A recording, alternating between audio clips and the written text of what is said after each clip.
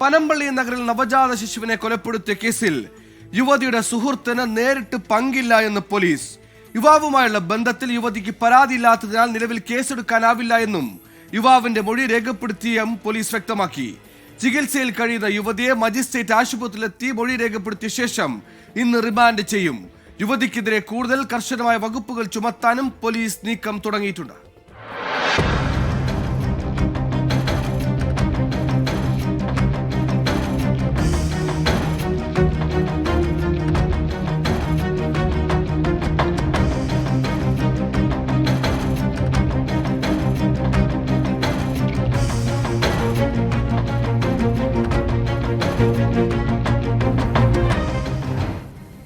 പനമ്പള്ളി നഗറിലെ ഫ്ളാറ്റിൽ നിന്ന് കുഞ്ഞിനെ വലിച്ചെറിഞ്ഞ യുവതി പോലീസിനോട് പറഞ്ഞത് ഞെട്ടിക്കുന്ന വിവരങ്ങൾ.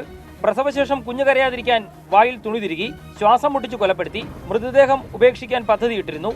എന്നാൽ അമ്മ വാതിലിൽ മുട്ടിയതോടെ ഭയന്ന യുവതി കുഞ്ഞിനെ പാഴ്സൽ കവറിൽ പൊതിഞ്ഞ് പുറത്തേക്കെറിഞ്ഞു. കൊലപാതകത്തിൽ യുവതിയുടെ ആൺ സുഹൃത്തിന് നേരിട്ട് പങ്കില്ലെന്നാണ് പോലീസിന്റെ പ്രാഥമിക നിഗമനം. തൃശൂർ സ്വദേശിയായ യുവാവിനെ പോലീസ് ഇന്നലെ രാത്രി ചോദ്യം ചെയ്തു. പരസ്പര സമ്മതത്തോടെയാണ് ഇയാൾ യുവതിയുമായി ബന്ധം പുലർത്തിയതെന്നും ഗർഭിണിയാണെന്നറിഞ്ഞതോടെ പിന്മാറിയെന്നുമാണ് സൂചന. ഇയാൾ പോലീസ് നിരീക്ഷണത്തിൽ തുടരുകയാണ്. ഗർഭം അലസിപ്പിക്കാനും ആത്മഹത്യ ചെയ്യാനും യുവതി നേരത്തെ ശ്രമിച്ചെന്നും സൂചനയുണ്ട്. യുവതി അതിജീവിതയാണെന്ന് പോലീസ് സംശയം പ്രകടിപ്പിച്ചെങ്കിലും യുവാവിനെതിരെ പരാതി ലഭിക്കാത്തതിനാൽ കേസെടുത്തിട്ടില്ല.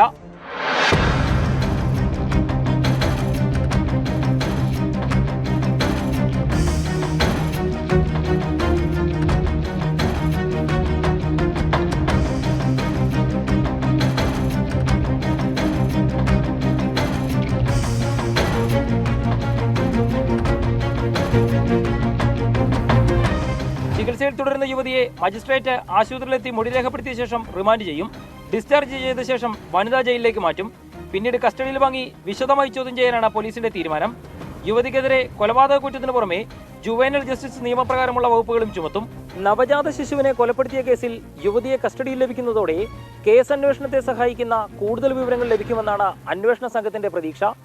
യുവതിയെ കസ്റ്റഡിയിൽ ലഭിച്ചു കഴിഞ്ഞാൽ കേസ് അന്വേഷണം എത്രയും വേഗത്തിൽ പൂർത്തീകരിക്കാനും പോലീസ് ശ്രമിക്കുന്നുണ്ട്. എസ് ശ്യാംകുമാർ, 24, കൊച്ചി.